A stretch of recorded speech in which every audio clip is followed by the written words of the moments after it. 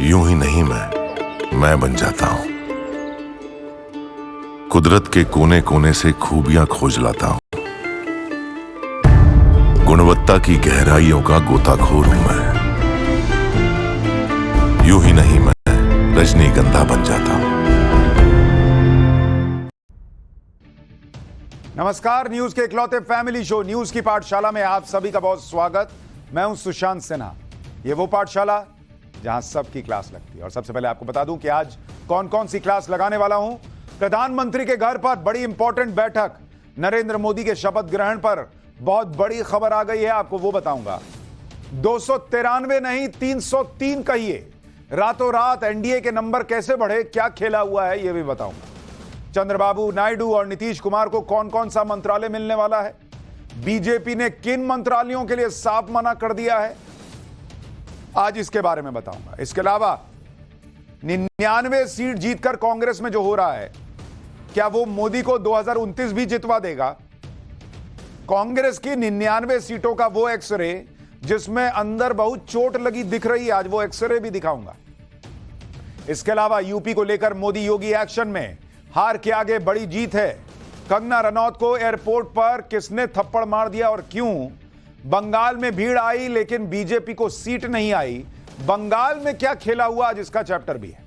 और साथ में नीट का रिजल्ट आया, लाखों बच्चों के साथ बड़ा धोखा हुआ क्या, आज इस पर भी चैप्टर लेकर आया हूं। लेकिन सबसे पहले दिन भर की बड़ी खबरों का रिवीजन, उसके बाद पहला चैप्टर।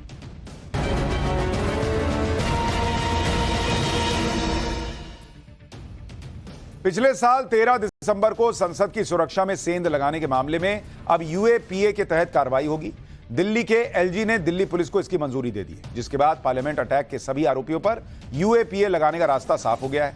13 दिसंबर को 2 लोग स्मोक कंटेनर लेकर संसद के अंदर घुस गए थे और इस मामले में पुलिस ने 6 आरोपियों को गिरफ्तार किया। दिल्ली के लोगों को भीषण गर्मी के बीच जल संकट से राहत मिल सकती है। सुप्रीम कोर्ट ने हिमाचल प्रदेश सरकार से दिल्ली के लिए 137 क्यूसेक अतिरिक्त पानी छोड़ने के लिए कहा है। इसके साथ ही सुप्रीम कोर्ट ने हरियाणा सरकार से भी कहा है कि वो इस पानी को न रोके। हिमाचल प्रदेश कल यानी शुक्रवार से पूरे महीने दिल्ली के लिए पानी छोड़ेगा। पश्चिम बंगाल में चुनाव के बाद भी हिंसा थमती हुई नहीं दिख रही है। बीजेपी ने टीएमसी कार्यकर्ताओं पर दुर्गापुर इलाके से बीजेपी विधायक के दफ्तर में हमले का आरोप लगाया है। आरोप है कि हमला करने पहुंचे लोगों ने विधायक के दफ्तर में तोड़फोड़ की और वहां से जरूरी कागजात उठाकर ले गए। इस तरह की हिंसा को लेकर बीजेपी नेता शुभेंदु अधिकारी ने राज्यपाल को चिट्ठी भी लिखी है और हिंसा वाले इलाकों में केंद्रीय फोर्स को तैनात करने की मांग की है। दिल्ली एनसीआर में भीषण गर्मी की वजह से आग लगने की घटनाएं बढ़ गई हैं। आज गाजियाबाद के वसुंधरा इलाके में एसी फटने से एक मकान में आग लग गई। देखते ही देखते आग ने बिल्डिंग की दूसरी मंजिल को भी चपेट में ले लिया। गनीमत रही कि एसी का कंप्रेसर फटने से हुए धमाके की आवाज सुनकर घर में मौजूद लोग तुरंत बाहर निकल गए थे। मुंबई के पवई इलाके में अतिक्रमण हटाने पहुंची बीएमसी की टीम पर नाराज भीड़ ने पथराव कर दिया। भीड़ के हमले में बीएमसी की टीम की सुरक्षा में तैनात कई पुलिस वालों के घायल होने की खबर है। वहीं पथराव और हंगामे की वजह से अवैध झुग्गियों के खिलाफ शुरू किए गए अभियान को रोक दिया गया। तनाव को देखते हुए इलाके में बड़ी संख्या में पुलिस बल को तैनात कर दिया गया है। तो ये हो गया दिन भर का रिवीजन। अब पाठशाला की पहली क्लास, पीएम के घर पर बैठक, नरेंद्र मोदी के शपथ ग्रहण पर कौन सी बहुत बड़ी खबर आई है। 293 नहीं 303 कहिए, रातों रात एनडीए के नंबर कैसे बढ़े, क्या खेला हुआ। चंद्रबाबू नायडू और नीतीश कुमार को कौन कौन सा मंत्रालय मिलने वाला है, बीजेपी ने किन किन मंत्रालयों के लिए साफ मना कर दिया है, यानी सरकार बनाने को लेकर अंदर क्या खबर चल रही है, पक रही है। सबसे पहले इसका चैप्टर।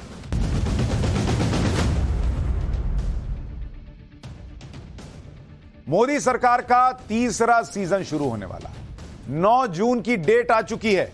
9 जून की शाम को नरेंद्र मोदी तीसरी बार प्रधानमंत्री पद की शपथ ले सकते हैं। लेकिन इससे पहले बहुत कुछ चल रहा है और वो बहुत कुछ कह रहा है। 293 से एनडीए के नंबर 303 कैसे हो गए रातों रात, उसके बारे में आपको बताऊंगा। क्योंकि जो लोग एनडीए को तोड़ने के सपने देख रहे थे, उनको यह सुनकर झटका लगेगा। चंद्रबाबू नायडू और नीतीश कुमार को कौन से मंत्रालय मिलने वाले हैं और बीजेपी ने कौन से मंत्रालयों के लिए साफ मना किया है, यह सब आज आपको बताऊंगा। लेकिन इन सब के बीच प्रधानमंत्री नरेंद्र मोदी के शपथ ग्रहण का हर रास्ता क्लियर है। शपथ ग्रहण की तैयारियां शुरू हो चुकी हैं और उसकी तस्वीर भी आ गई है। ये तस्वीरें देखिए, राष्ट्रपति भवन में कुर्सियां लगनी शुरू हो चुकी हैं। यानी प्रधानमंत्री पद की शपथ लेने के लिए नरेंद्र मोदी भी तैयार हैं और राष्ट्रपति भवन भी तैयार होना शुरू हो गया है। इसी जगह पर प्रधानमंत्री नरेंद्र मोदी तीसरी बार शपथ लेकर अपना तीसरा टर्म शुरू करेंगे और इतिहास लिखेंगे, क्योंकि आजाद भारत में नेहरू के बाद प्रधानमंत्री नरेंद्र मोदी ऐसे दूसरे व्यक्ति होंगे जो कि लगातार तीसरा टर्म जो है उसमें घुसने वाले हैं, तीसरी बार प्रधानमंत्री पद की शपथ लेने वाले हैं। सारे रास्ते इसलिए भी क्लियर हैं क्योंकि बीजेपी ने अपने सहयोगी दलों से बात कर ली है। एनडीए की मीटिंग कल ही हो चुकी है। इसके अलावा बीजेपी ने एनडीए का नंबर भी रातों रात बढ़ा लिया। अब यह नंबर सिर्फ 293 नहीं रह गया है, यह नंबर 300 के पार पहुंच चुका है। हमने आपको कल ही बताया था कि 17 ऐसे सांसद हैं जो अभी ना एनडीए में है ना इंडी गठबंधन में। इनमें 7 निर्दलीय शामिल थे। जगन मोहन रेड्डी की वाईएसआर कांग्रेस के 4 सांसद हैं, नवीन पटनायक की बीजेडी के 1 सांसद हैं, ओवैसी की एआईएमआईएम का 1 सांसद यानी खुद ओवैसी, वीपीपी का 1 सांसद, जेडपीएम का 1 सांसद और एएसकेपीआर के अलावा बीएपी का 1 सांसद। अब सूत्रों के मुताबिक आज जो खबर आई उससे यही है, पता चल रहा है कि एनडीए के साथ 10 सांसद इनमें से जुड़ गए हैं जो दूसरे छोटे दल और निर्दलियों से आए हैं। यानी एनडीए का आंकड़ा 293 नहीं 303 पहुंच गया है। और ये दोनों ऐसे पक्ष के लिए झटके के जैसा है जो 293 देखकर अंदर ही अंदर खुश थे। भाई एक तो इंडिया अलायंस, उनको लग रहा था सरकार कभी भी गिर जाएगी, एनडीए 303 पहुंच गया। और दूसरा चंद्रबाबू नायडू, नीतीश कुमार जैसे लोग जिनकी बार्गेनिंग पावर अब कम हो जाएगी क्योंकि एनडीए 303 पर है। उधर इंडी गठबंधन से इस वक्त की बड़ी खबर आ गई। इंडी गठबंधन का टूटना शुरू हो गया है। यानी जो नरेंद्र मोदी को रोकने के लिए एनडीए तोड़ने वाले थे वो इंडी गठबंधन खुद टूट रहा है। कांग्रेस पर आम आदमी पार्टी के मंत्री गोपाल राय का बड़ा बयान आ गया है। लोकसभा चुनाव तक ही कांग्रेस से साथ था, गोपाल राय ने कह दिया है और कह रहे हैं कि दिल्ली विधानसभा चुनाव आम आदमी पार्टी अब अकेले लड़ेगी। तो पंजाब में तो इनका गठबंधन नहीं ही हुआ, दिल्ली में भी अब दोनों ने टाटा बाय बाय कह दिया है। केजरीवाल जी ने तो पहले ही कहा था कि शादी थोड़ी ना की है। गोपाल राय का बयान सुनिए क्या कह रहे हैं। यानी पहला विकेट इंडी से गिर गया है लग रहा है कि ये अलायंस लोकसभा चुनाव के लिए था। लोकसभा चुनाव हमने ईमानदारी से मिलकर के लड़ा है। दिल्ली जो विधानसभा का चुनाव है उसके लिए देश भर में कोई गठबंधन नहीं है और दिल्ली के अंदर दिल्ली की जनता के साथ मिलकर के हम इस लड़ाई को लड़ेंगे और जीतेंगे। यानी एनडीए क्या टूटता, इंडी टूटना शुरू हो गया है। हालांकि एनडीए एकजुट है। एनडीए के नेता कल ही नरेंद्र मोदी को पूरा सपोर्ट दे चुके हैं और उन्हें अपना नेता मानकर यह मैसेज दे चुके हैं कि वो नरेंद्र मोदी के नेतृत्व में सरकार चलाने के लिए तैयार है। एनडीए के नेताओं ने तो अपना काम कर दिया, उन्होंने पीएम मोदी को वो सपोर्ट दे दिया जो उन्हें इस वक्त चाहिए। लेकिन इसके बदले में बीजेपी से उन्हें क्या चाहिए, इसकी एक लिस्ट हर सहयोगी मन ही मन तैयार करके बैठा है, क्योंकि उन्होंने अपना काम कर दिया और अब बारी बीजेपी की है कि बीजेपी उन्हें कितना कुछ दे पाएगी और किस हद तक उनकी डिमांड पूरी कर पाएगी। कल एनडीए की मीटिंग हुई थी, आज एनडीए की पार्टियों ने अपनी अलग अलग मीटिंग की। जैसे चंद्रबाबू नायडू ने आज अपने नेताओं के साथ, अपने सांसदों के साथ एक मीटिंग की। एकनाथ शिंदे ने अपने सांसदों के साथ मीटिंग की है। कल सुबह जेडीयू के सांसदों की भी एक मीटिंग होगी। इन मीटिंग से जो डिमांड लिस्ट निकल कर आएगी उस पर बीजेपी कितना तैयार होगी, कितना तैयार नहीं होगी, या बीजेपी से जो बात हुई होगी वो इन सांसदों को बताया जाएगा कि भाई ये हमको मिल रहा है, नहीं मिल रहा है। ये सारी बातें कल परसों तक क्लियर हो जाएंगी, क्योंकि इसके बाद 9 जून को पीएम मोदी को शपथ लेनी है। एनडीए में बीजेपी के जो पार्टनर हैं उनमें सबसे ज्यादा डिमांड अभी टीडीपी की होगी, क्योंकि तेलुगु देशम पार्टी के पास बीजेपी के सहयोगी दलों में सबसे ज्यादा 16 सीटें हैं। कल पीएम आवास पर एनडीए नेताओं की जो मीटिंग हुई थी उसमें चंद्रबाबू नायडू प्रधानमंत्री नरेंद्र मोदी के ठीक बगल में बैठे हुए दिखे थे। इसका सीधा संकेत यह था कि नायडू इस वक्त एनडीए में खुद को नंबर 2 की पोजीशन में देख सकते हैं और इस हिसाब से वो चाहते भी होंगे कि उन्हें सरकार में ठीक ठाक हिस्सेदारी मिले। अब सूत्रों के हवाले से जो जानकारी मिली है उसके मुताबिक टीडीपी की डिमांड लिस्ट क्या हो सकती है वो आपको बताता हूं। टीडीपी लोकसभा स्पीकर का पोस्ट भी मांग सकती है, ऐसा सूत्र कह रहे हैं, क्योंकि अटल जी की गठबंधन सरकार में टीडीपी के पास लोकसभा स्पीकर की पोस्ट थी। 1998 में टीडीपी के जेएमसी बालयोगी लोकसभा के स्पीकर बने थे और वो 2002 तक लोकसभा के स्पीकर थे। लेकिन लोकसभा स्पीकर का पोस्ट बहुत इंपॉर्टेंट होता है और यह अक्सर उसी पार्टी को मिलता है जिसकी सबसे ज्यादा सीटें होती हैं। ऐसे में यह कहना मुश्किल है कि बीजेपी स्पीकर की पोस्ट पर कोई कॉम्प्रोमाइज करेगी या नहीं। सूत्रों के मुताबिक अगर टीडीपी ने ज्यादा जोर दिया तो बीजेपी डिप्टी स्पीकर की पोस्ट टीडीपी को दे सकती है, लेकिन स्पीकर की पोस्ट दे इसकी गुंजाइश कम दिखती है। यानी स्पीकर का पोस्ट टीडीपी को मिलेगा, इस पर बहुत डाउट है।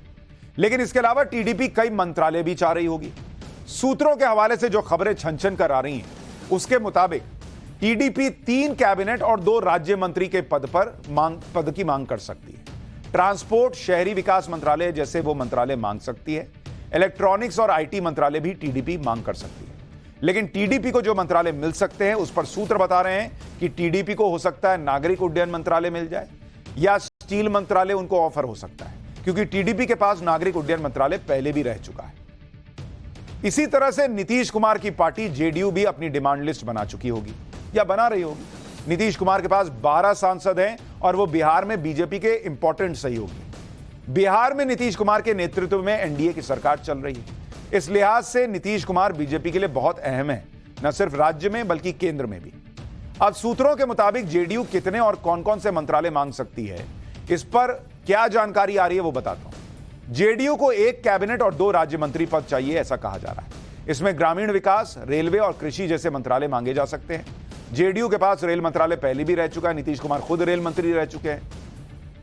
लेकिन सूत्रों के मुताबिक जेडीयू को पंचायती राज और ग्रामीण विकास जैसे मंत्रालय मिल सकते हैं। ये सारी बातें अभी सूत्रों के हवाले से हैं। इसी तरह से एनडीए के दूसरे लोग भी चाह रहे होंगे कि मोदी कैबिनेट में उन्हें भी या उनके लोगों को भी जगह मिले और अहम मंत्रालय मिले। इन पार्टनर्स को भी बीजेपी को कुछ ना कुछ तो देना ही पड़ेगा। इनमें चिराग पासवान की एलजेपी है जिनके 5 सांसद हैं, एकनाथ शिंदे की शिवसेना है जिनके 7 सांसद हैं, जीतन राम मांझी हैं जो अपनी पार्टी के इकलौते सांसद हैं, अनुप्रिया पटेल जो मोदी कैबिनेट में 2 बार से मंत्री हैं, जयंत चौधरी जो चुनाव से ठीक पहले एनडीए में आए, पवन कल्याण जिनकी जनसेना पार्टी आंध्र प्रदेश में गठबंधन में। अब किसको क्या मिलेगा क्या नहीं मिलेगा, कैबिनेट में जगह मिलेगी भी या नहीं मिलेगी, ये अभी कुछ क्लियर नहीं। आप सोचिए, कुछ सीट आपने नरेंद्र मोदी को कम दी तो अभी जो नरेंद्र मोदी का फोकस था कि कैसे भारत को जो है तीसरी सबसे बड़ी अर्थव्यवस्था बनाना है, वो देखिए कैसे फोकस शिफ्ट करना पड़ रहा है कि किसको क्या देना है, इस पर दिमाग लगाना पड़ रहा है। वरना नरेंद्र मोदी अभी ये दिमाग लगा रहे होते कि अब क्या करना है और कैसे जो है देश को एकदम 5th गियर में लगाना है। सूत्रों के मुताबिक मंत्रालयों के बंटवारे के जिस फॉर्मूले की सबसे ज्यादा बात हो रही है, उस फॉर्मूले के मुताबिक हर 4 सांसद पर 1 मंत्रालय मिलने की बात कही जा रही है। यानी जैसे टीडीपी के 16 सांसद हैं तो उनको 4 मंत्रालय मिल सकते हैं, जेडीयू के 12 सांसद हैं तो 3 मंत्रालय मिल सकते हैं, शिवसेना शिंदे के 7 सांसद हैं तो उन्हें 2 मंत्रालयों की उम्मीद होगी, चिराग पासवान के 5 सांसद हैं तो उन्हें कम से कम 1 मंत्रालय की उम्मीद होगी। यानी 4 सांसदों पर 1 मंत्रालय मिलने की बातें कही जा रही हैं। हालांकि बीजेपी यह समझती है कि यह गठबंधन की सरकार है और इसलिए थोड़ा बहुत कॉम्प्रोमाइज तो करना होगा। लेकिन बीजेपी के सूत्रों के मुताबिक ऐसा नहीं होगा कि हर डिमांड ही मान ली जाएगी। सूत्रों का कहना है कि बीजेपी गठबंधन के नियमों को और गठबंधन के धर्म के तहत काम करेगी। किसी सहयोगी को अतार्किक और अनावश्यक मांग के आगे बीजेपी नहीं झुकेगी, यह बीजेपी मानकर चल रही है। मंत्रालयों के बंटवारे में सहयोगी दलों का पूरा ध्यान रखा जाएगा। अपने सभी सहयोगियों को बीजेपी साथ लेकर चलेगी। अब सवाल है कि कॉम्प्रोमाइज करना पड़ेगा तो ऐसे कौन से मंत्रालय हैं जिन पर बीजेपी किसी हाल में कॉम्प्रोमाइज नहीं करेगी। सूत्रों का दावा है कि कुछ मंत्रालय ऐसे हैं जो बीजेपी किसी और पार्टी को नहीं देगी और उनमें वो बड़े मंत्रालय शामिल हैं जो कैबिनेट कमेटी ऑन सिक्योरिटी का हिस्सा होते हैं। इनमें कौन कौन से हैं भाई? इसमें एक तो जिस पर बीजेपी कॉम्प्रोमाइज नहीं करेगी जिन मंत्रालयों में, उसमें एक है रक्षा मंत्रालय जो कि अभी राजनाथ सिंह के पास है, वो रक्षा मंत्री। तो इस पर बीजेपी कॉम्प्रोमाइज नहीं करेगी। कहा जा रहा है, सूत्र दावा कर रहे हैं कि रक्षा मंत्री किसी और को नहीं बनाएगी, बीजेपी से ही होगा। इसके अलावा वित्त मंत्रालय, क्योंकि नरेंद्र मोदी का फोकस देश की अर्थव्यवस्था को गति देने पर होता है और वो चाहेंगे कि निर्मला सीतारमण जिस तरह से काम कर रही हैं वो कंटिन्यू करें या कोई बीजेपी का व्यक्ति करे। इसके अलावा गृह मंत्रालय जो कि अभी अमित शाह के पास है। कहा जा रहा है कि नरेंद्र मोदी सरकार में, नई सरकार में भी गृह मंत्रालय सहयोगियों को मिलने की गुंजाइश कम है। और चौथा मंत्रालय है विदेश। ये 4 ऐसे मंत्रालय हैं जो बीजेपी किसी हाल में कॉम्प्रोमाइज नहीं करेगी, गठबंधन के साथियों को नहीं देगी, ऐसी खबरें आ रही हैं। इसके अलावा ऐसे मंत्रालय जो प्रधानमंत्री नरेंद्र मोदी के विजन से सीधे जुड़े हैं, जिनमें देश के विकास से जुड़े गरीब, किसान और युवा और महिलाओं से जुड़ी नीतियां बनती हैं, माना जा रहा है कि वो भी बीजेपी अपने पास रखना चाहेगी। जैसे इंफ्रास्ट्रक्चर से जुड़े मंत्रालय, युवाओं से जुड़े मंत्रालय, किसानों से जुड़े हुए मंत्रालय, ये सारे मंत्रालय जो है वो बीजेपी चाहेगी कि वो अपने पास रखे, ताकि नरेंद्र मोदी की जो सोच है, जो विजन है, उसे आगे बढ़ा जा सके। और कहीं मान लीजिए आपने सहयोगी को दिया, वो किस गति से काम कर रहा नहीं ना पता। बीजेपी को टूरिज्म, सामाजिक न्याय, MSME, skill development, science technology जैसे मंत्रालय सहयोगियों को देने में कोई दिक्कत शायद ही हो। बीजेपी ने अपने सहयोगियों की डील करने की जिम्मेदारी अपने दो बड़े और अनुभवी नेताओं को दी है। इनमें एक नाम अमित शाह का बताया जा रहा है, जो अपने सहयोगियों से बात कर रहे हैं और देख रहे हैं कि भाई किसको क्या मिलना है, किसको क्या दिया जा सकता है। और दूसरा नाम राजनाथ सिंह का है, जो बहुत अनुभवी नेता हैं, और राजनाथ सिंह को भी जिम्मेदारी दी गई है कि भैया आप देखिए, बात कीजिए किसको क्या देना नहीं देना। आप ये भी देखिए कि एनडीए के सहयोगियों में इस वक्त चंद्रबाबू नायडू और नीतीश कुमार अहम प्लेयर्स हैं। इसमें चंद्रबाबू नायडू तो 4 जून से कई बार ये कह चुके हैं कि वो नरेंद्र मोदी के साथ ही रहने वाले हैं, कोई फ्लिप फ्लॉप नहीं होने वाला है। लेकिन सवाल यह है कि क्या नीतीश कुमार भी ऐसा करने वाले हैं या नहीं करने वाले हैं। हालांकि अभी यह है कि बीजेपी के वरिष्ठ नेताओं से फिर से वो मुलाकात करेंगे। बताया जा रहा है कि नरेंद्र मोदी 9 जून को शपथ लेंगे और तब तक चंद्रबाबू नायडू दिल्ली में ही रहेंगे। चंद्रबाबू नायडू 12 जून को आंध्र प्रदेश के सीएम पद की शपथ लेंगे। चंद्रबाबू नायडू तो बीजेपी के साथ सेट हैं, लेकिन आज जेडीयू ने प्रेशर पॉलिटिक्स शुरू कर दी। जेडीयू ने बिहार के स्पेशल स्टेटस की मांग को दोहरा दिया। साथ ही यह भी कहा गया जेडीयू के नेता केसी त्यागी की तरफ से कि अग्निवीर स्कीम पर सवाल उठाकर उन्होंने कुछ हलचल पैदा कर दी। एक बार सुनिए जेडीयू के नेता केसी त्यागी क्या कह रहे हैं, फिर आपको बताऊंगा कि कैसे जेडीयू को सेट करने के लिए बीजेपी ने नया दांव चल दिया। अग्निवीर योजना को लेकर के मतदाताओं के एक हिस्से में नाराजगी रही है। हमारी पार्टी चाहती है कि विस्तार से उन कमियों खामियों को दूर किया जाए, जिसको लेकर के जनता ने सवाल उठाए। यूनिफॉर्म सिविल कोड पर पार्टी के राष्ट्रीय अध्यक्ष होने के नाते विधि आयोग के अध्यक्ष श्री चौहान को मुख्यमंत्री चिट्ठी लिख चुके हैं। हम इसके विरुद्ध नहीं है, लेकिन जितने भी स्टेक होल्डर्स हैं, चाहे मुख्यमंत्री हो, चाहे डिफरेंट पॉलिटिकल पार्टीज हों या डिफरेंट सेक्ट्स हों, उनसे बातचीत करके इसका हल निकाला जाना चाहिए। जेडीयू नेता के इस बयान से पैदा हुई हलचल को कम करने के लिए बीजेपी नेताओं ने नया दांव खेला। बिहार बीजेपी के नेताओं की तरफ से यह कह दिया गया कि अगले साल बिहार में विधानसभा चुनाव नीतीश कुमार के नेतृत्व में ही लड़ा जाएगा। बिहार में नीतीश कुमार ही एनडीए का चेहरा होंगे। एक बार सुनिए बिहार के डिप्टी सीएम विजय सिन्हा और सम्राट चौधरी। हमारे एनडीए के नेता माननीय नीतीश कुमार जी हैं, तो इसमें जो पिछले दरवाजे से, चोर दरवाजे से घुसना चाहते हैं राजद के लोग, वो भ्रम की वातावरण बनाते हैं, क्योंकि उनको हिम्मत नहीं है। जेडीयू ने कहा कि 2025 में नीतीश कुमार के नेतृत्व में एनडीए चुनाव में जाएगी। अरे तो इसमें दिक्कत क्या है? नीतीश कुमार जी के नेतृत्व में 1996 से भारतीय जनता पार्टी आगे भी रहेगी। यानी अपने आप में बड़ा दिलचस्प है। देखिए पॉलिटिक्स में टाइमिंग बड़ी इंपॉर्टेंट है। इधर नीतीश कुमार की पार्टी क्या बात कर रही है दिल्ली में, उधर बिहार में उनको यह मैसेज दे दिया गया कि भाई आप ही के नेतृत्व में चलना है। तो बीजेपी के अंदर बहुत सारी चीजें चल रही हैं, वहां आत्ममंथन भी चल रहा है कि क्या हुआ नहीं हुआ। लेकिन पाठशाला में अब अगली क्लास, 99 सीट जीतकर कांग्रेस में जो हो रहा है वो मोदी को क्या 2029 भी जितवाएगा? कांग्रेस की 99 सीटों का वो एक्सरे जिसमें बहुत चोट लगी दिख रही है।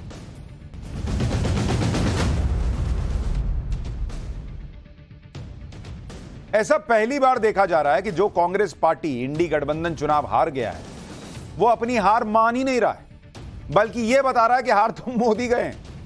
मोदी तो तीसरी बार सरकार बनाने जा रहे हैं बॉस, तीसरी बार पीएम बनने जा रहे हैं बॉस। लेकिन कांग्रेस और इंडी गठबंधन अलग ही दुनिया में जी रहे हैं। इनकी एक अलग दुनिया है ट्विटर पर। खास तौर पर राहुल गांधी और पूरी कांग्रेस सिर्फ इसी में खुश हो रहे हैं कि उन्होंने बीजेपी को बहुमत से पहले रोक लिया। अरे भैया आप 5 साल बाहर बैठोगे और वो पीएम की कुर्सी पर बैठेंगे, लेकिन ये खुश है क्या 272 नहीं आने दिया, अरे 240 आया है और आपकी पार्टी को आधे से भी कम आया है। लेकिन राहुल गांधी को अपने प्रदर्शन को भी देखना चाहिए। लगातार 3 बार से कांग्रेस पार्टी उनके चेहरे पर चुनाव लड़ रही है। लेकिन वो अपने नेतृत्व में कांग्रेस पार्टी को 100 सीट भी नहीं दिलवा पा रहे भाई। 100 सीट 2014 में नहीं दिलवा पाए, 2019 में नहीं दिलवा पाए, 2024 में सब दल से गठबंधन कर लिए, इंडिया अलायंस बना लिए, तब भी राहुल गांधी 100 पार नहीं करा पाए कांग्रेस को, 99 पे अटक गई। लेकिन बॉस माहौल देखिए सोशल मीडिया से हर जगह, ऐसा लग रहा है महाराज की जय हो, महाराज की जय हो के नारे लग रहे हैं। बीजेपी की सीटों की बात तो सभी कर रहे हैं, कांग्रेस का भी परफॉर्मेंस तो देखिए। 3 बार से कांग्रेस का हाल यह है कि इनसे सेंचुरी नहीं लग पा रही। बीजेपी 240 सीटें लाकर सबसे बड़ी पार्टी है, लेकिन 3 चुनाव से कांग्रेस का हाल अगर आप देखिएगा, कांग्रेस का हाल क्या है जरा यह भी तो याद कीजिए। और इतने जोश से ये लोग जो है पार्टी कर रहे हैं। 2014 में कांग्रेस को कितनी आई? 44 सीट आई बॉस, 44 सीट। 2019 में कितनी सीट आई? 2019 में इनको 52 सीट आई, 52 सीट। और 2024 में इनको कितनी सीट आई? 99 सीट। अगर इन तीनों बार के परफॉर्मेंस को भी अगर आप जोड़ दीजिए, 4 2 6 9 6 15 4 5 4 9 9 18 19 195 सीट बनता है।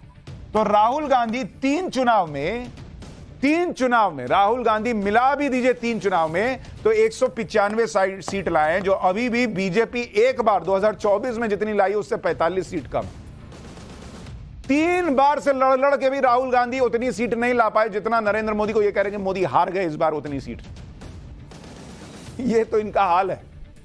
लेकिन नहीं, महाराज की जय हो के नारे लग रहे हैं। इस प्रदर्शन के बाद तो कांग्रेस को जश्न मनाने की बजाय आत्ममंथन करना चाहिए। कांग्रेस नेताओं को यह तय करना चाहिए कि वो लगातार इतनी बार से यह मामला चल रहा है, उसके बावजूद गांधी परिवार को ऐसे ही ढोने को कब तक तैयार रहेंगे। आज आपको डिटेल में बताता हूं कि कांग्रेस किस तरह से जगह जगह पर हारी है, जिसकी कहीं कोई चर्चा ही नहीं है। कांग्रेस के जिन जिन राज्यों में सरकार है वहां भी कांग्रेस ने खराब प्रदर्शन किया। जैसे हिमाचल प्रदेश में कांग्रेस की सरकार है, वहां पर बीजेपी सभी लोकसभा सीटें जीत गई, कांग्रेस की सरकार, जीत बीजेपी रही है। तेलंगाना में कांग्रेस की सरकार है, वहां पर बीजेपी ने अपनी सीटें डबल कर ली। कर्नाटक में कांग्रेस की सरकार है, वहां पर कांग्रेस डबल डिजिट में नहीं आ सकी, लेकिन हार मोदी गए। आप यह सुनकर हैरान हो जाएंगे कि देश में ऐसे कई राज्य हैं जहां कांग्रेस का खाता तक नहीं खुल पाया, वहां एक सीट कांग्रेस नहीं जीत पाई। इसमें मध्य प्रदेश है, कांग्रेस को एक सीट नहीं आई मध्य प्रदेश में। दिल्ली में कांग्रेस को एक सीट नहीं आई आम आदमी पार्टी से गठबंधन के बावजूद। उत्तराखंड में एक सीट कांग्रेस को नहीं आई। हिमाचल प्रदेश में 0, त्रिपुरा में 0, सिक्किम में 0, आंध्र प्रदेश में 0, जम्मू कश्मीर में 0, अरुणाचल में 0। इतने सारे राज्य जहां कांग्रेस को 0 सीट आई है, लेकिन महाराज की जय हो। लगातार तीसरी बार भी कांग्रेस सत्ता में नहीं आ रही, लेकिन फिर भी कांग्रेस बीजेपी को यह कहकर चिढ़ा रही है कि देखिए बीजेपी को तो सिर्फ 240 सीट आई, जबकि लगातार 10 साल सरकार चलाने के बाद भी अकेले अपने दम पर 240 सीट लाना कोई छोटी बात नहीं है, वो भी जब सारा ऑपोजिशन मिलकर चुनाव लड़ रहा था। पिछले 35 साल से बीजेपी के अलावा कोई ऐसी पार्टी नहीं है जो अकेले अपने दम पर 232 से ज्यादा सीट जीत पाई। आप परफॉर्मेंस देखिए बॉस, सिर्फ 1 या 2 सीट जीत पाई। जैसे छत्तीसगढ़ में 11 सीटें, वहां कांग्रेस 1 सीट जीती है। बंगाल में 42 सीटें हैं, वहां कांग्रेस 1 सीट जीती है। गुजरात में 26 सीटें हैं, वहां कांग्रेस को 1 सीट मिली है। ओडिशा में 21 सीटें हैं, वहां कांग्रेस ने सिर्फ 1 सीट जीती है। झारखंड में 14 सीटें हैं, वहां कांग्रेस को मात्र 2 सीट आई है। कौन सी बात की खुशी, कौन सी बात की पार्टी और किस बात की महाराज की जय हो के नारे लग रहे हैं, समझ में नहीं आ रहा। किस बात पर राहुल गांधी का इतना गुणगान हो रहा है, मुझे तो समझ ही में नहीं आ रहा। लगातार 3 लोकसभा चुनाव हो चुके हैं, लेकिन अब भी क्या सीट क्या वोट, दोनों मामलों में कांग्रेस बीजेपी से बहुत पीछे। इस बार के चुनाव में बीजेपी को करीब 23 करोड़ 59 लाख वोट मिले और कांग्रेस को 13 करोड़ 67 लाख वोट, यानी बीजेपी से ऑलमोस्ट 10 करोड़ वोट कम मिला है। लेकिन महाराज की जय हो। ऐसे ऐसे राज्य जहां पर कांग्रेस की अपनी सरकार है, जहां से कांग्रेस को अच्छा प्रदर्शन करना चाहिए था, वहां पर भी कांग्रेस लुढ़क गई। जैसे आप कर्नाटक देखिए, कर्नाटक में पिछले साल ही कांग्रेस ने बड़े बहुमत से सरकार बनाई थी। रेवड़ियां बांटने वाली स्कीम धूमधाम से चलाई। अपनी फ्री गारंटी स्कीम्स के भरोसे पर कांग्रेस को उम्मीद थी कि कर्नाटक में कम से कम 14 सीटें तो मिलेंगी, लेकिन 9 सीट पर सिमट कर रह गई। बीजेपी ने विधानसभा चुनाव में हार के बाद लोकसभा चुनाव में कमबैक किया और कर्नाटक की 28 में से 17 लोकसभा सीटें जीती। बीजेपी के सहयोगी दल जेडीएस ने भी 2 सीटें जीती और इस तरह कर्नाटक में एनडीए का आंकड़ा 19 पर पहुंच गया। यह कांग्रेस के लिए बहुत बड़ा झटका था क्योंकि 1999 में कांग्रेस आखिरी बार कर्नाटक में डबल डिजिट सीटों पर पहुंची थी। 25 साल से कांग्रेस कर्नाटक में सिंगल डिजिट में अटकी हुई है और इस बार भी अपनी सरकार कर्नाटक में होने के बावजूद वो 9 सीट से आगे नहीं बढ़ पाई। खुद डिप्टी सीएम डीके शिवकुमार के भाई डीके सुरेश बेंगलुरु ग्रामीण सीट से 2,70,000 वोट से हार गए। लेकिन इनको अपना ही बिजी चल रहे हैं बॉस, मोदी हार गए में। एक भी कोई ऐसा डिस्कशन नहीं दिख रहा कि कांग्रेस की इतनी बुरी हालत है देश में। यह डिस्कशन नहीं दिख रहा कि सब करने के बाद हम मोदी को 240 से नीचे नहीं खींच पा रहे, अगले बार क्या करेंगे। कुछ नहीं, अभी तो पार्टी शुरू हुई है, माला माहौल चल रहा है। तेलंगाना में भी हाल में कांग्रेस ने सरकार बनाई लेकिन वहां भी वो बीजेपी को बढ़ने से नहीं रोक पाई। तेलंगाना में 17 सीटों में से 8 बीजेपी ने जीती तो 8 कांग्रेस ने, 1 सीट एआईएमआईएम के खाते में गई, बीआरएस का खाता नहीं खुला। जबकि पिछले साल हुए विधानसभा चुनाव में 119 सीटों में से कांग्रेस ने 64 सीटें विधानसभा में जीती और बीजेपी सिर्फ 8 विधानसभा सीटें जीत पाई थी। लेकिन विधानसभा चुनाव में मिली बढ़त को कांग्रेस लोकसभा में कायम नहीं रख पाई। तो जो लोग कह रहे हैं कि नरेंद्र मोदी की लहर खत्म हो गई है, मोदी को देश ने नकार दिया है, बॉस मोदी को देश ने नकार दिया तो तेलंगाना में विधानसभा में सीटें नहीं आई लेकिन लोकसभा में कैसे आ गई।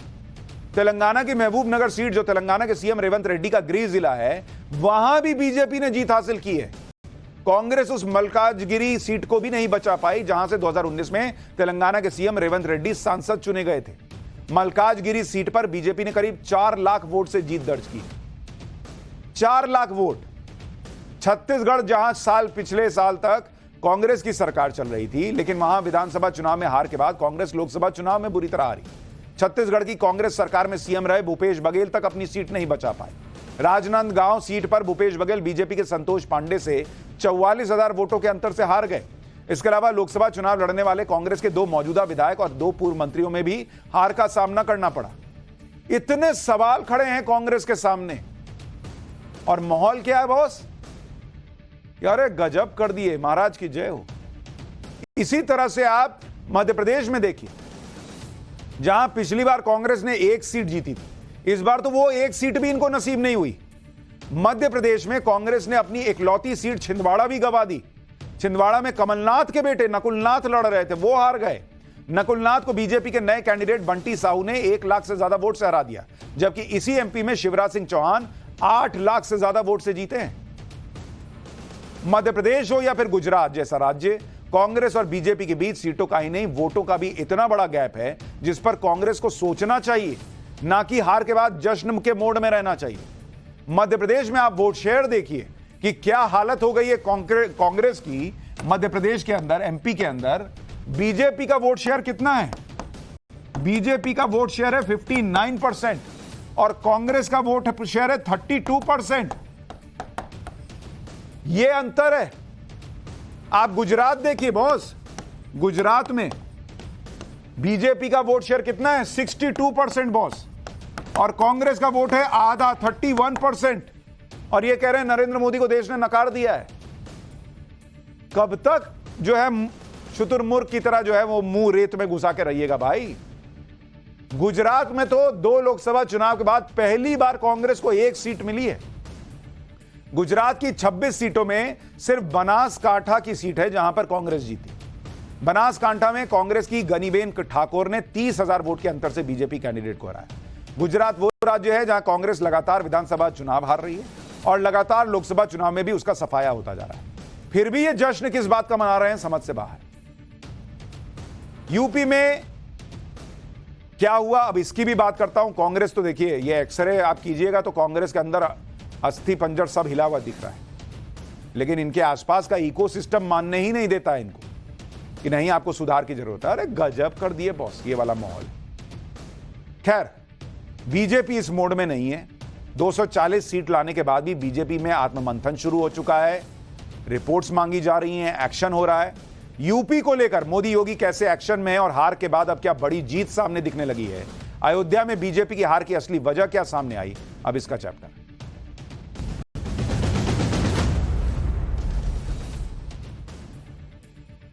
इंडी गठबंधन पूरा जोर लगाने के बाद भी बीजेपी को 240 सीट तक ला पाया।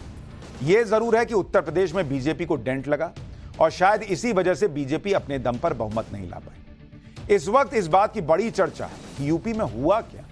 अब बीजेपी यूपी में बेहतर प्रदर्शन नहीं कर पाने की वजह तलाश रही है। बीजेपी के सामने बड़े सवाल यह हैं कि क्या संगठन की वजह से यूपी में कम सीटें मिली, भीतरघात की वजह से कम सीटें आई, टिकट नहीं मिलने पर नाराज नेताओं की बेरुखी से नुकसान हुआ, सही टिकट वितरण नहीं होने से सीटें कम आई हैं। ऐसे कई सवाल हैं जो इस वक्त बीजेपी के सामने खड़े हैं। अच्छी बात यह है कि बीजेपी इन सवालों से भाग नहीं रही, बल्कि वो इनके जवाब तलाशने के लिए आगे बढ़ रही। इन सारे सवालों पर इस समय उत्तर प्रदेश में चर्चा हो रही है। लोग भी तरह तरह की बातें कर रहे हैं। अब तो बीजेपी के नेता भी इस तरह की बात कर रहे हैं। आज इसी के बारे में डिटेल से बताऊंगा कि बीजेपी के साथ उत्तर प्रदेश में आखिर हुआ क्या। यूपी में आए शॉकिंग नतीजों के बाद बड़ा सवाल बीजेपी की सहयोगी पार्टियों पर भी उठ रहा है। इनमें अनुप्रिया पटेल की अपना दल है, ओम प्रकाश राजभर की एसबी-एसपी है, संजय निषाद की निषाद पार्टी है और दारा सिंह चौहान है।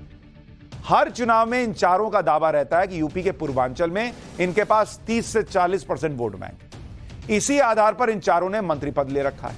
लेकिन इनके परफॉर्मेंस की अगर बात कीजिएगा, पूर्वांचल में एनडीए को 15 में से 4 सीटें मिली। अपना दल 2 सीटों पर लड़ी, 1 जीत पाई। ओम प्रकाश राजभर अपने बेटे को चुनाव नहीं जितवा पाए। संजय निषाद का बेटा भी चुनाव हार गया। दारा सिंह चौहान भी एक मुश्त चौहान वोट बीजेपी को नहीं दिलवा पाए। यानी बातें बड़ी बड़ी की इन्होंने, लेकिन बीजेपी को फायदा कुछ नहीं पहुंचा पाए। चुन गई वो महिला एवं बाल विकास मंत्रालय देख रही थी, अमेठी में 1,67,000 वोट से हारी। महेंद्र नाथ पांडे भारी उद्योग मंत्री देख रहे थे, चंदौली में 21,565 वोट से हार गए। संजीव बालियान हार गए, पशुपालन डेयरी राज्य मंत्री थे, मुजफ्फरनगर में 24,672 वोट से हारे।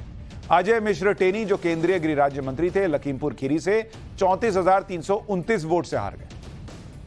साध्वी निरंजन ज्योति ग्रामीण विकास राज्य मंत्री थी, फतेहपुर से 33,199 वोट से हारी। कौशल किशोर आवास शहरी मामलों के राज्य मंत्री थे, मोहनलालगंज से 70,292 वोट से हारे। भानु प्रताप सिंह वर्मा एमएसएमई राज्य मंत्री थे, जालौन से 53,898 वोट से हारे। जो मंत्री जीते उनमें राजनाथ सिंह लखनऊ से, पंकज चौधरी महाराजगंज से और एसपी सिंह बघेल आगरा से और अनुप्रिया पटेल मिर्जापुर से चुनाव जीतने में सफल रहे। केंद्रीय मंत्रियों के अलावा योगी सरकार के भी 4 मंत्री चुनाव लड़े। उनका हाल भी आपको बताता हूं। जैसे दिनेश प्रताप सिंह रायबरेली से राहुल गांधी से 3,90,000 वोट से हार गए। जयवीर सिंह मैनपुरी से डिंपल यादव से 2,21,000 वोट से हारे। यूपी सरकार में मंत्री जितिन प्रसाद पीलीभीत से और अनूप वाल्मीकि हाथरस से चुनाव जीत गए। उत्तर प्रदेश में बीजेपी के प्रदर्शन को लेकर सीएम योगी अब एक्शन के मूड में आ गए। यूपी में खराब प्रदर्शन की कई वजह हैं, उनके बारे में आगे चर्चा करूंगा, लेकिन उससे पहले यह देखिए कि सीएम योगी क्या एक्शन ले सकते हैं। सूत्रों का कहना है कि जिन विधायकों ने चुनाव के दौरान सहयोग नहीं किया उनकी जवाबदेही तय होगी। जिन एमएलसीज ने भीतरघात किया उन पर एक्शन लिया जाएगा। जिला और महानगरों में बीजेपी की टीम फिर से तैयार की जाएगी। हर जिले में बूथ स्तर तक बदलाव किया जाएगा। यानी सीएम योगी आदित्यनाथ को भी यह खबरें मिल रही होंगी कि कहीं कुछ तो गड़बड़ हुई है, तभी वो इस तरह का एक्शन लेने की तैयारी कर रहा है। क्योंकि यूपी में बीजेपी नेता खुलकर भीतरघात की बात कर रहे हैं। बीजेपी राज्यसभा सांसद हरनाथ सिंह यादव का कहना है कि जिन लोगों ने भीतरघात किया है वो पार्टी के साथ विश्वासघात है और इसकी जांच होनी चाहिए। सुनिए हरनाथ सिंह यादव को, फिर आपको कई सीटों पर बीजेपी की हार की हैरान करने वाली वजह बताता हूं।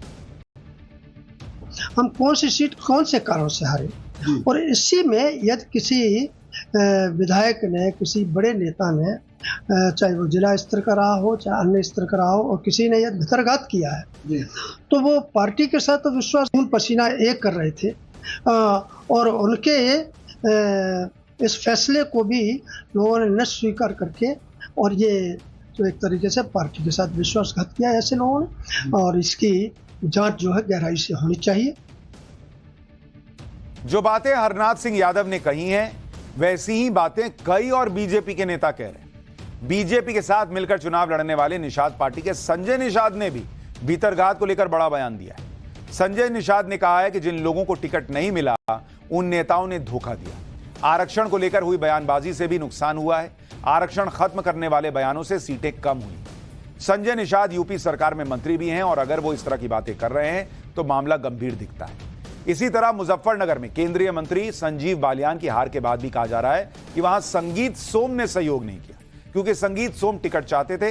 इन आरोपों पर संगीत सोम ने कहा कि कार्यकर्ताओं में नाराजगी थी और इसकी जांच होनी चाहिए। ये जो हार है ये कहीं ना कहीं जो बीजेपी के बड़े नेता हैं उनकी आपसी भीतरघात की वजह से ऐसा हुआ है या जो कार्यकर्ता है उनकी वजह से ऐसा हुआ है? देखिए, कहीं ना कहीं कार्यकर्ताओं में नाराजगी थी, कहीं ना कहीं कार्यकर्ता निष्क्रिय था। वो क्यों था ये जांच का विषय है, ये होना चाहिए। और क्यों कार्यकर्ता नहीं निकल पाया, क्यों कार्यकर्ता उतनी मजबूती से नहीं लग पाया, क्योंकि भारतीय जनता पार्टी कार्यकर्ताओं की पार्टी है। इन सारी चर्चाओं और भीतरघात के आरोपों के बीच यूपी सरकार के मंत्रियों पर भी सवाल खड़े हो रहे हैं। योगी सरकार के 16 मंत्री ऐसे हैं जो अपनी विधानसभा सीट से बीजेपी को लीड नहीं दिला पाए। इनमें मंत्री सूर्य प्रताप शाही की पथरदेवा सीट पर बीजेपी पीछे रही। मंत्री राकेश सचान की भोगनीपुर सीट पर बीजेपी को हार मिली। मंत्री असीम अरुण की कन्नौज सीट पर बीजेपी हार गई। मंत्री जयवीर सिंह की मैनपुरी सदर सीट पर बीजेपी हारी। इसी तरह से मंत्री सोमेंद्र तोमर, सुरेश राही, अनूप वाल्मीकि, सतीश शर्मा और विजय लक्ष्मी गौतम की सीटों पर भी बीजेपी को जीत नहीं मिली। यूपी में बीजेपी की उम्मीद से कम सीटें आने के पीछे एक फैक्टर अनुप्रिया पटेल का भी माना जा रहा है, क्योंकि यूपी में प्रतापगढ़ और आसपास की कुछ सीटों पर राजा भैया का अच्छा प्रभाव माना जाता है। लेकिन अनुप्रिया पटेल ने राजा भैया के खिलाफ जमकर बयानबाजी की। प्रतापगढ़ में एक रैली में अनुप्रिया पटेल ने कहा था कि अब रानी के पेट से राजा नहीं पैदा होता है, अब ईवीएम से राजा पैदा होता है। इस बयान से राजपूत वोटर्स में काफी नाराजगी बताई गई और इसका असर क्या हुआ? प्रतापगढ़, कौशाम्बी, जौनपुर और इलाहाबाद में बीजेपी को हार मिली। इन चारों ही सीटों पर राजा भैया का अच्छा प्रभाव माना जाता है। इसके अलावा अनुप्रिया पटेल ने रॉबर्ट्सगंज से अपना कैंडिडेट उतारा था। रॉबर्ट्सगंज में अपना दल के सिंबल से लड़ी रिंकी सिंह हार गई। खुद अनुप्रिया पटेल ने जैसे तैसे 37,000 वोट से मिर्जापुर में चुनाव जीता। अब तो चुनाव नतीजे आ गए और अब सिर्फ चर्चा ही की जा सकती है कि अगर अनुप्रिया पटेल इस तरह से राजा भैया के खिलाफ बयानबाजी नहीं करती तो उससे क्या फायदा होता। लेकिन ऐसे बयानों से नुकसान तो हुआ ही है, इसकी चर्चा हर तरफ है। यूपी में अगर किसी एक सीट पर बीजेपी की हार की सबसे ज्यादा चर्चा है तो वो सीट है फैजाबाद लोकसभा सीट, जिसके अंदर अयोध्या भी आता है। फैजाबाद में ही अयोध्या आता है जहां भव्य राम मंदिर बना है और लोगों को हैरानी इसी बात पर है कि राम मंदिर बनने के बाद भी बीजेपी अयोध्या में कैसे चुनाव हार गई। सोशल मीडिया पर भी इसकी बड़ी चर्चा है। फैजाबाद में बीजेपी के लल्लू सिंह को समाजवादी पार्टी के अवधेश प्रसाद ने 54,000 वोट से हरा दिया। अयोध्या में बीजेपी की हार के बाद इंडी गठबंधन भी लगातार बीजेपी पर हमलावर है। कहा जा रहा है कि भगवान राम ने बीजेपी को अयोध्या से बाहर का रास्ता दिखा दिया। जब इस तरह की सीट पर हार मिलती है तो लोग बातें तो करेंगे। अयोध्या में बीजेपी की हार के पीछे जो वजह बताई जा रही हैं वो भी आपको बताता हूं। कहा जा रहा है कि बीजेपी कैंडिडेट लल्लू सिंह ने संविधान बदलने वाला बयान दिया, जिससे बड़ा नुकसान हुआ। इस बयान को राहुल गांधी और अखिलेश ने बार बार जनता के सामने दोहराया। लल्लू सिंह के बयान से एससी और ओबीसी कम्युनिटी के वोट बैंक का जो वोट बैंक था वो बीजेपी से दूर गया। बड़ी संख्या में अयोध्या के शहरी मतदाता वोट डालने ही नहीं निकले, क्योंकि नगर निगम ताबड़तोड़ चालान काट रहा था। जहां सड़क पर खड़ी गाड़ी दिखी, 1000 रुपए का चालान काट दिया गया। राम मंदिर के आसपास की सड़कों पर हर समय बैरिकेडिंग रहती है। इससे स्थानीय लोगों को बहुत परेशानी हुई और वोटिंग को लेकर उत्साह नहीं दिखा। अयोध्या में सड़कें बनाने के लिए बड़ी संख्या में मकान दुकान तोड़े गए। इसका ढंग से मुआवजा नहीं मिलने का भी आरोप लग रहा है। ना ही विस्थापितों को उचित जगह दी गई। ये वो मुद्दे हैं जिनकी राहत नहीं दी गई। ये वो मुद्दे हैं जिनकी वजह से बीजेपी को नुकसान हुआ और चुनाव में हार का सामना करना पड़ा, ऐसा कहा जा रहा है। समाजवादी पार्टी के कैंडिडेट अवधेश प्रसाद लगातार इन मुद्दों पर जनता के बीच जा रहे थे, उनकी समस्या सुन रहे थे। अखिलेश यादव ने भी उन मुद्दों को उठाया और जीत के बाद अखिलेश ने बताया कि अयोध्या में बीजेपी इसी वजह से हारी। सुनिए अखिलेश यादव को, फिर आपको अयोध्या के वो आंकड़े बताऊंगा जिन्हें सुनकर आप हैरान रह जाएंगे। अयोध्या की जनता का दुख दर्द आपने भी समय समय पर देखा होगा। उन्हें जो उम्मीद थी वहां की जनता को, जिस तरह के सरकार का कामकाज था, लोगों को मुआवजा नहीं दिया सही जमीन का, लोगों के साथ अन्याय किया, आपने मार्केट की कीमत से जमीनें नहीं ली उनकी। जब लैंड एक्विजिशन करने के लिए आप चले तो आपने दबाव बना करके, झूठे मुकदमे लगा करके उनसे जमीन छीन ली। न जाने कितने व्यापारियों को आपने दुख संकट पहुंचाया जो 100 साल से रह रहे थे।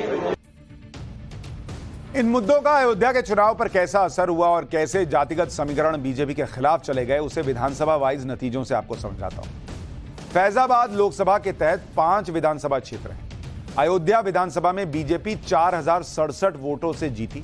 जिस क्षेत्र में राम मंदिर है वहां बीजेपी को बढ़त मिली, लेकिन ग्रामीण क्षेत्र में बीजेपी 16000 वोट से पीछे रह गई। ग्रामीण क्षेत्र में एससी और ओबीसी वोट सपा के साथ चला गया। बीजेपी को 5 में से सिर्फ अयोध्या विधानसभा पर ही बढ़त मिली, वो भी बहुत कम अंतर से।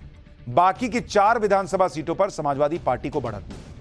बीकापुर विधानसभा एसपी को मिले 1,22,543 वोट, बीजेपी को मिले 92,859 वोट, सपा को 29,684 वोट की ज्यादा मिले। इसी तरह रदौली विधानसभा है फैजाबाद के अंदर, इसमें सपा को 1,04,113 वोट मिले, बीजेपी को 92,410 वोट, यानी सपा यहां 11,703 वोट से आगे रही। मिल्कीपुर विधानसभा सपा को 95,612 वोट मिले, बीजेपी को 87,879, सपा यहां 7,733 वोट से आगे रही। और दरियाबाद विधानसभा यहां सपा को 1,31,277 वोट मिले, बीजेपी को 1,21,183, समाजवादी पार्टी यहां 10,094 वोट से आगे रही। यानी अयोध्या में भी, या कहिए फैजाबाद में जो 5 विधानसभाएं हैं उसमें अयोध्या में ही बीजेपी को बढ़त रही, बाकी 4 विधानसभाओं में बीजेपी पीछे रही और इसीलिए फैजाबाद हार गई।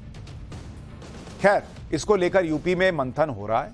मोदी योगी सब इसको लेकर गंभीर हैं, ये अच्छी बात है, और इसको लेकर बीजेपी जो है वो आगे काम करेगी, ये भी बताया जा रहा है।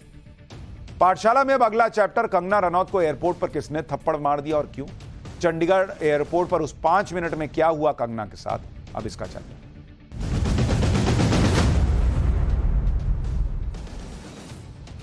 बॉलीवुड एक्ट्रेस कंगना रनौत को बीजेपी ने हिमाचल प्रदेश के मंडी से टिकट दिया और कंगना ने वहां से, जब एयरपोर्ट सिक्योरिटी चेक से बाहर निकल रही थी तो उसी समय एक महिला सुरक्षा कर्मी ने कंगना के चेहरे पर थप्पड़ मार दिया। ये आरोप। घटना के बाद एयरपोर्ट पर हंगामा मच गया। देखिए वहां पर क्या हुआ था। ये आप तस्वीरें देखिए, वहां पर किस तरह से अफरा तफरी मची हुई है, उसकी तस्वीर है। कंगना रनौत दिखती हैं, आसपास बहुत सारी भीड़ दिख रही है और कंगना रनौत जो है वो वहां पर किसी से बात कर रही हैं और बहुत वहां पर गर्मा गर्मी जो है वो होती हुई दिख रही है। ये एयरपोर्ट की तस्वीर है। कंगना रनौत ने आरोप लगाया कि एक महिला सुरक्षाकर्मी ने उन्हें मारा है। कंगना के मुताबिक जिस महिला सुरक्षाकर्मी ने थप्पड़ मारा ये उसी की तस्वीर है। इस सुरक्षाकर्मी का नाम कुलविंदर कौर बताया जा रहा है। घटना के दौरान इस महिला सुरक्षाकर्मी का भी एक वीडियो सामने आया है जिसमें वो कंगना के बारे में बात कर रही है और बता रही है कि वो किसान आंदोलन के दौरान कंगना के बयानों से नाराज थी। सुनिए एक बार इनको, फिर बताते हैं कंगना ने क्या कहा।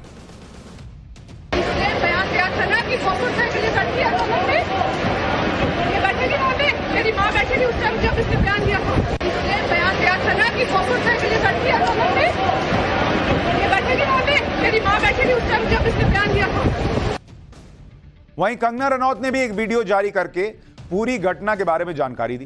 कंगना रनौत क्या बता रही है वो भी सुनिए, फिर बताऊंगा कि कैसे कंगना के साथ हुई इस घटना पर राजनीति भी शुरू हो गई। चेक करके जैसे ही निकली तो दूसरे कैबिन में जो महिला थी, जो सुरक्षा कर्मचारी थी सीआईएसएफ की, उन्होंने उनके पास या उनको क्रॉस करने का इंतज़ार किया और साइड से आकर जो है मुझे मेरे फेस पे हिट किया और गालियां देने लगी। और जब मैंने उनको पूछा कि उन्होंने ऐसा क्यों किया तो उन्होंने कहा कि वो फार्मर्स प्रोटेस्ट को जो है वो सपोर्ट करती हैं। कंगना रनौत पर हुए हमले के बाद इस पर रिएक्शन भी आने लगे, राजनीति होने लगी। आम आदमी पार्टी के सांसद संजय सिंह ने सोशल मीडिया पर लिखा कि बीजेपी नेताओं को पर्याप्त सुरक्षा दी जाए, किसान के बेटे बेटियां बहुत गुस्से में हैं, बीजेपी वाले अपनी पार्टी के नेताओं को भी नियंत्रित करें। मेरी भी गाड़ी पर भाजपाइयों ने 4 जून को हमला किया। संजय सिंह ने जो कहा उसमें कंगना के प्रति सहानुभूति कम और तंज ज्यादा दिखाई दे रहा है। इसी तरह से सोशल मीडिया पर एक पक्ष लगातार कंगना पर हमले से ऐसे खुश हो रहा है जैसे पता नहीं क्या ही हो गया। दूसरी तरफ नेशनल कॉन्फ्रेंस के नेता उमर अब्दुल्ला ने भी कंगना के साथ हुए हादसे पर अपनी राय जाहिर की। उमर अब्दुल्ला ने कहा कि कंगना रनौत जो कहती हैं उससे बिल्कुल सहमत नहीं होता, लेकिन कंगना के ऊपर हमले को किसी तरह से उचित नहीं कहा जा सकता। किसान आंदोलन पर कंगना की राय आपत्तिजनक थी, लेकिन वो अपनी राय रखने के लिए स्वतंत्र हैं। जो लोग आज कंगना को थप्पड़ लगने पर जश्न मना रहे हैं उनको तब भी जश्न मनाना होगा जब भक्त इसी तरह से थप्पड़ मारेंगे। कंगना को थप्पड़ मारने वाली महिला सुरक्षाकर्मी कुलविंदर कौर के खिलाफ फौरन एक्शन लिया गया। आरोपी कुलविंदर कौर को सस्पेंड कर दिया गया है। शिकायत दर्ज कराने के बाद उन्हें हिरासत में भी लिया गया है। हालांकि पंजाब के कई किसान संगठनों ने कुलविंदर कौर की तरफदारी करते हुए उनके खिलाफ कोई एक्शन नहीं लिए जाने की बात कही है। खैर, उन पर एक्शन होगा नहीं होगा, क्या होगा, ये तो आगे पता चलेगा। लेकिन कई ऐसे बच्चे हैं जो चाहते हैं कि नीट का जो रिजल्ट आया उस पर एक्शन। पाठशाला में अब अगली क्लास, नीट का रिजल्ट आया, लाखों बच्चों के साथ कैसे बड़ा धोखा हुआ, क्या आरोप लग रहा है, अब इसका चल।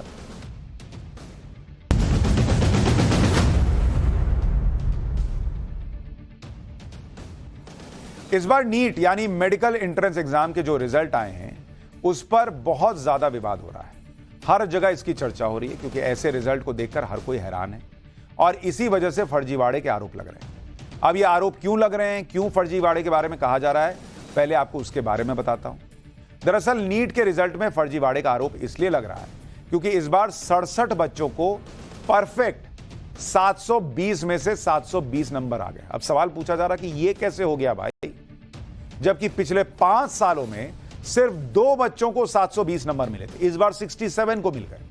नंबर के हिसाब से रैंक में गड़बड़ी भी सामने आने के आरोप लग रहे हैं, यानी जितने नंबर पर जितनी रैंक बननी चाहिए उसमें गड़बड़ी बताई जा रही है। इतना ही नहीं, सबसे ज्यादा हैरान करने वाली बात यह है कि हरियाणा के एक ही सेंटर पर 8 टॉपर सामने आए। अब बच्चे भी पूछ रहे हैं कि ऐसा कैसे हो गया कि 67 टॉपर हो गए और एक ही इंस्टीट्यूट से, एक ही जगह से इतने सारे लोग जो हैं वो टॉपर निकल रहे हैं। नीट के नतीजों में इस तरह की गड़बड़ी की बातें सामने आने से उन बच्चों को गहरा सदमा लगा है जिनका सिलेक्शन नहीं हो पाया। नीट के एग्जाम के नतीजे आने के बाद कोटा में मेडिकल की तैयारी कर रही एक बच्ची ने कम नंबर आने पर अपनी जान तक दे दी। सोचिए ऐसी स्थितियां कितनी चिंताजनक है, मां बाप के लिए भी, समाज के लिए भी।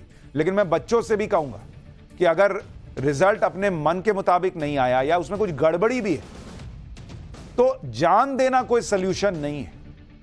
उसके लिए आप लड़ाई लड़िए, बात कीजिए। हम लोग जैसे ये मुद्दा उठा रहे हैं वो मुद्दा उठा सकते हैं, सुप्रीम कोर्ट जा सकते हैं, लेकिन आत्महत्या कोई रास्ता नहीं। आप देखिए नीट यूजी 2024 के रिजल्ट में कैसी गड़बड़ियों के आरोप लग रहे हैं। इस बार के नतीजों में 720 में से 720 अंक पाने वाले कुल 67 छात्र हैं, यानी इस बार 1-2 नहीं 67 टॉपर हैं। इन 67 टॉपर में से 5 हरियाणा के झज्जर में एक ही सेंटर के छात्र हैं और इसी सेंटर के 2 और छात्र हैं जिनकी 68वीं और 69वीं रैंक आई।